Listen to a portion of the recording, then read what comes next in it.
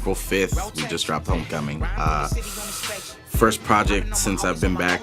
Kind of had a year hiatus, and all produced by my boy Lex from the 818. So shout out to him, and yeah, been getting some good responses.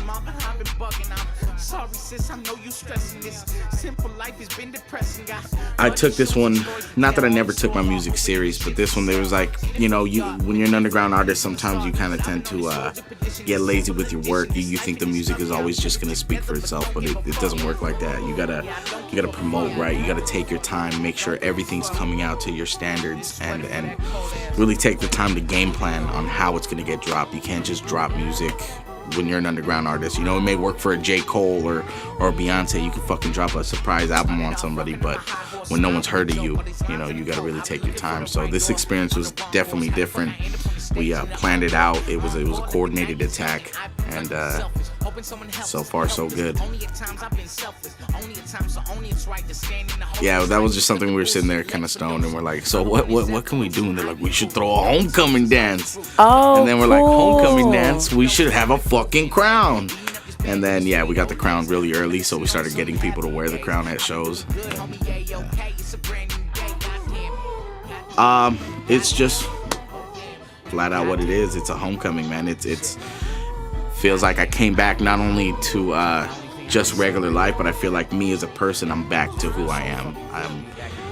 I was lost for a while, you know, and I came back and I finally feel who I am again, and I'm able to express that through my music. My music's doing great now. My inspiration for music is great now, so it was just a complete homecoming to me, you know.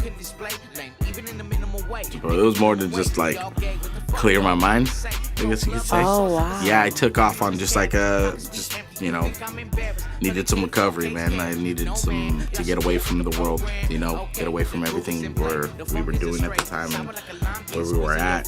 So I took off one day, and I ended up going through like this hitchhiking journey, met a lot of cool people, and like, yeah, made it across the country pretty much to the East Coast and back. I always tell people what it started off was something different. What it ended off was a complete beautiful experience, you know, like I had to go through turmoil to get to the happiness of it all and really kind of reconnect with myself.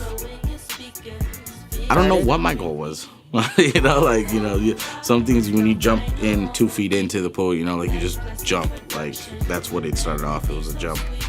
And then as you're going through it, like you start to kind of see the lessons you're supposed to learn. And, you know, I think that's how the universe kind of works. Like you kind of go into shit and start seeing what you needed to learn from that experience, you know.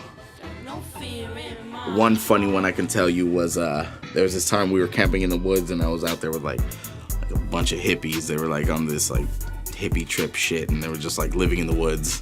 And it was like we had like partied the night before, and I woke up next to a campfire to someone going like, hey, watch out, bro, like there's cows. And I was like, I was like, what the fuck you mean there's cows? And I look up, and a herd of fucking cows was walking through our camp.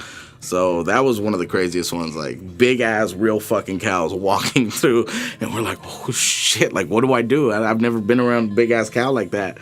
So I just kept sleeping, just put my fucking head down and close my eyes. It's what we do. It's called the Fridays on First.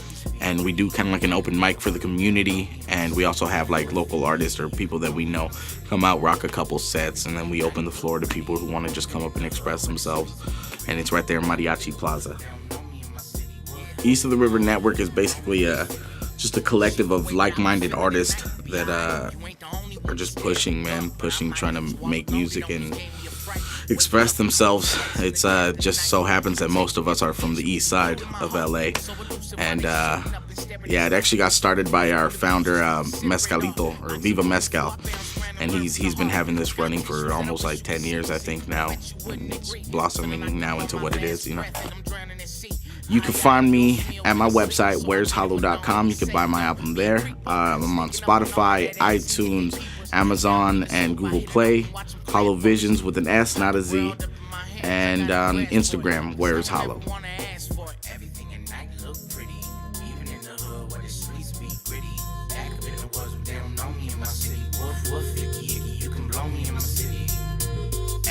night look pretty, even in the hood where the streets be